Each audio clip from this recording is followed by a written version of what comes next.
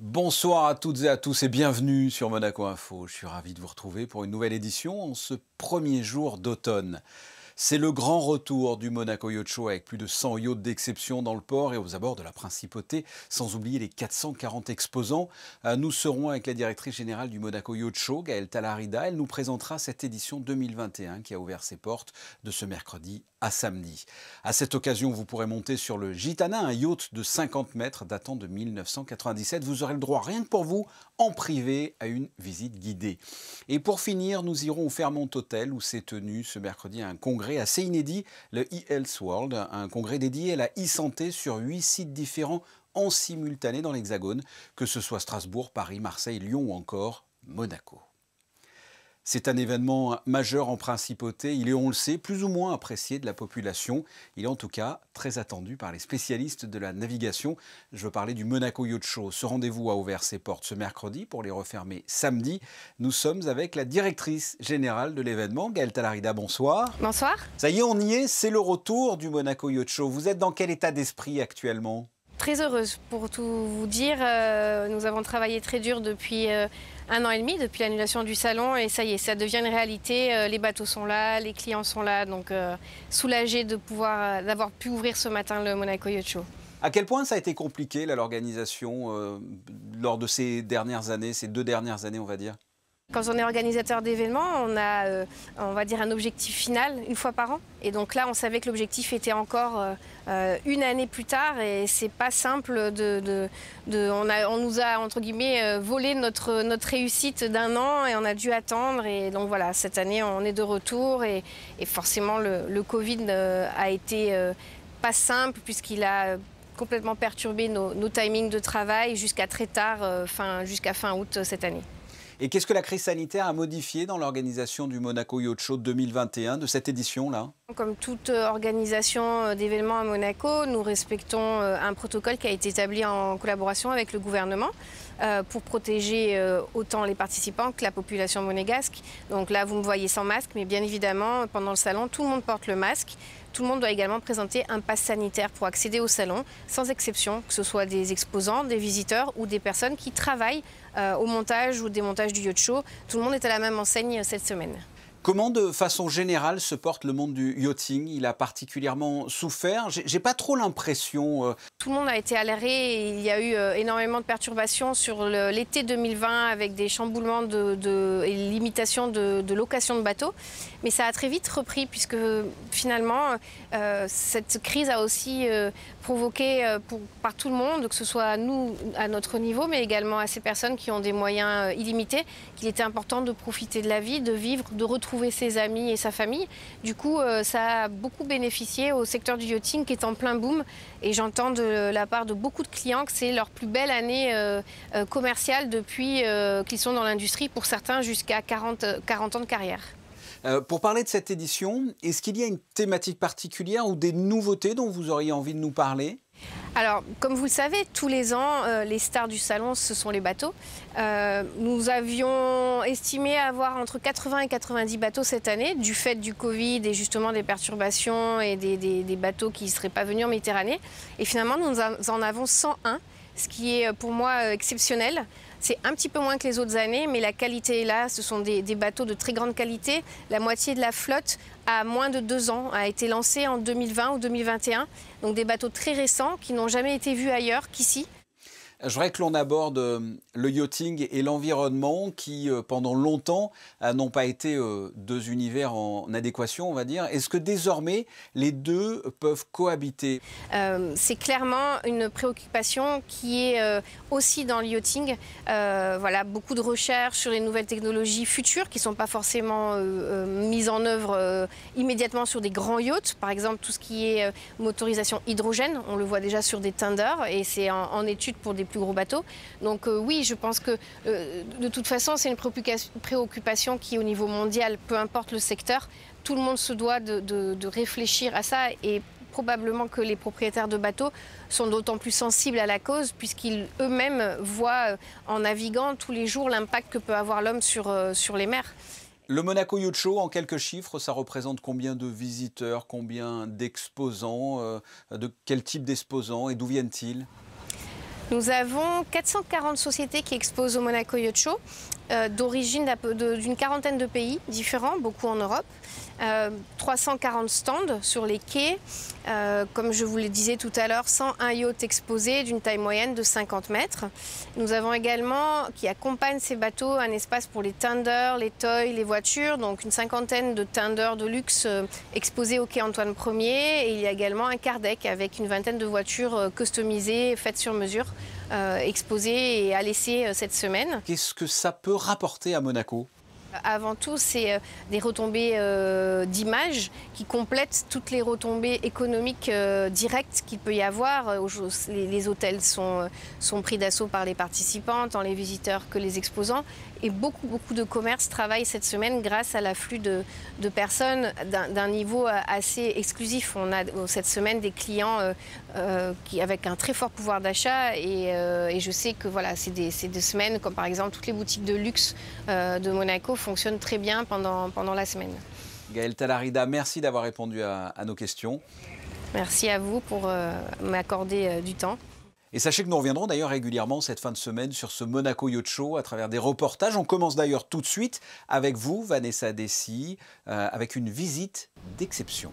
Près de 80 super yachts sont à découvrir à l'occasion du Monaco Yacht Show. Nous sommes justement accueillis à bord de Gitana, un fait-ship de 50 mètres de long.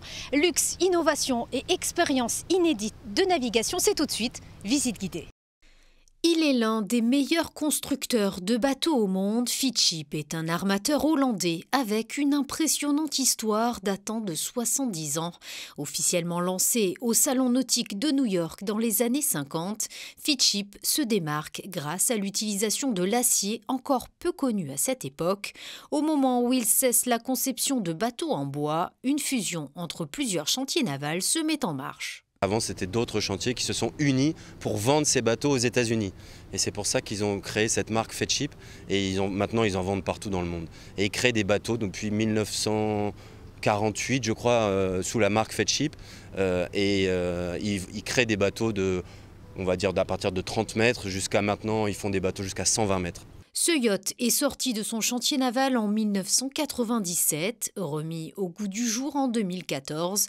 Il a la particularité d'avoir appartenu à différents propriétaires sous plusieurs noms. Alors c'est un bateau effectivement qui est idéal pour une famille. Ou un groupe d'amis. On a 5 cabines, donc on peut facilement avoir 5 couples, ou alors un couple avec plusieurs enfants. Il a effectivement la possibilité d'accueillir 12 invités, et il y a 10 membres d'équipage qui composent donc son équipage et qui font avancer le bateau, qui s'occupent du service, etc. Il a 2 moteurs Caterpillar qui lui permettent d'aller à une vitesse de croisière, on va dire, de 12 nœuds et une vitesse maximum de 14-15 nœuds. Ce n'est pas un bateau rapide, mais c'est un bateau qui peut faire des croisières autour du monde.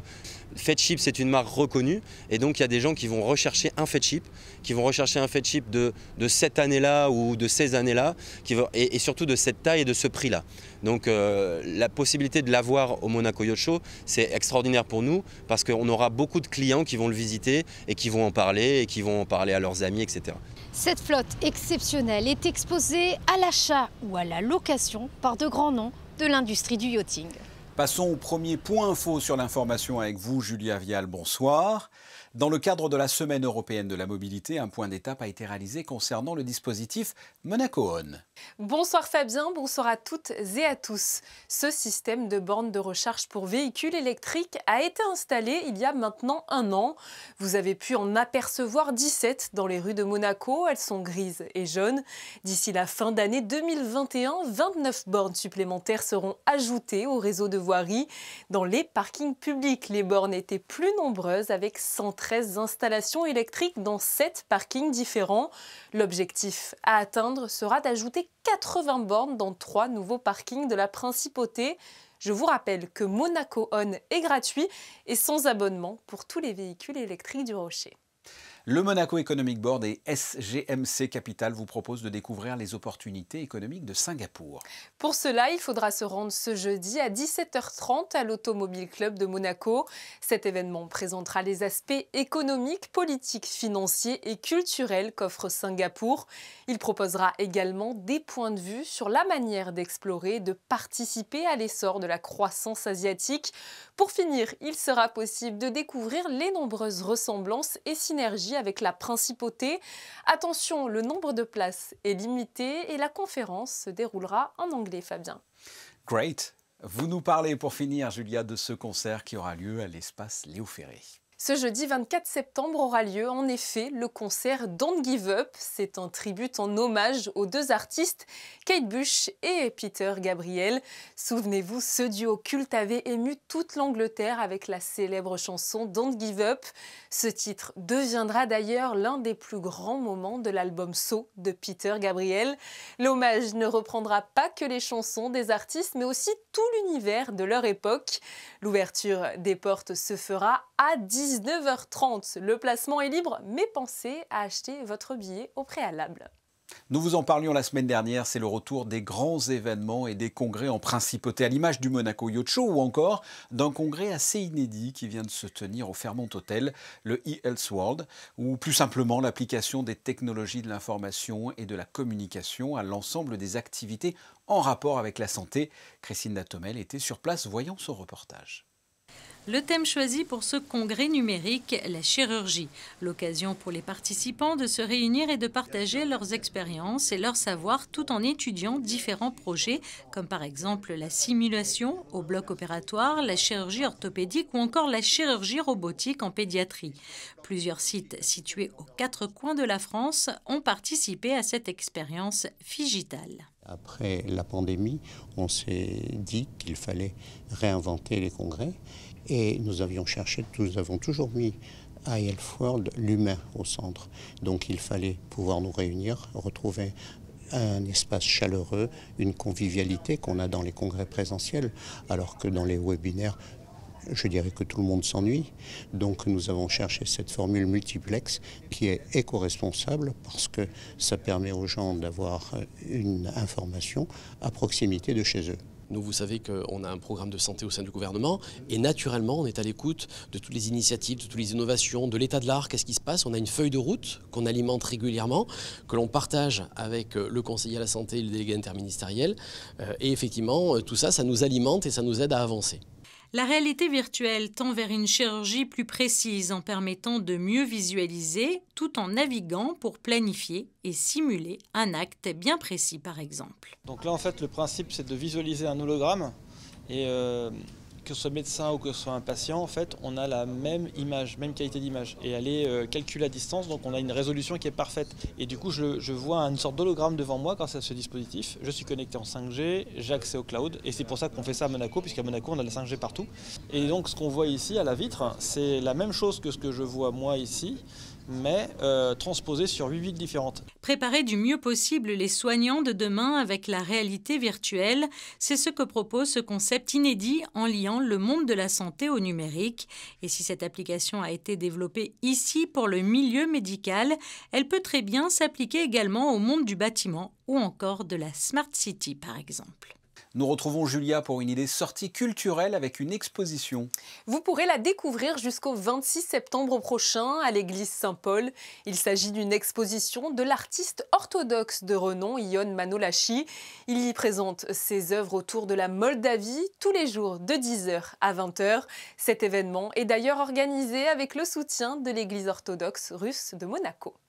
Hier s'est tenue la toute première conférence du Spéléo Club de Monaco au musée d'anthropologie préhistorique. Une conférence animée par Jean-Claude Nobécourt, spéléologue de renom à Monaco. Il a notamment contribué à de nombreuses recherches sur les secrets des grottes dans toute l'Europe.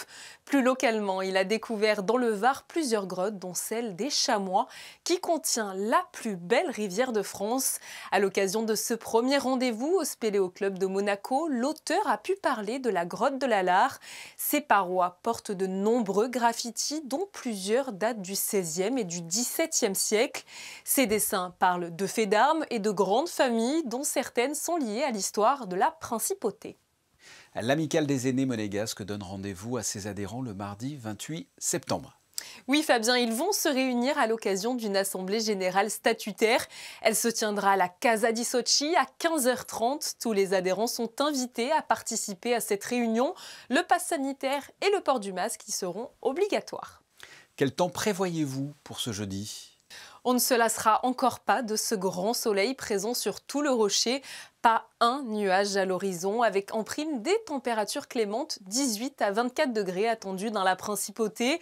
Le jour pointera le bout de son nez aux alentours de 7h15. Demain, ça sera la Saint-Constant. Bonne fête à eux. Merci Julia, ce journal touche à sa fin. Les photos du jour sont signées aujourd'hui Michael Alési et consacrées au Monaco Yacht Show, plus précisément au bateau le Gitana dont nous vous avons parlé précédemment. Je vous propose de retrouver demain Émilie Rousseau aux commandes de votre JT de 19h. Merci de nous rester fidèles. À très bientôt. Au revoir.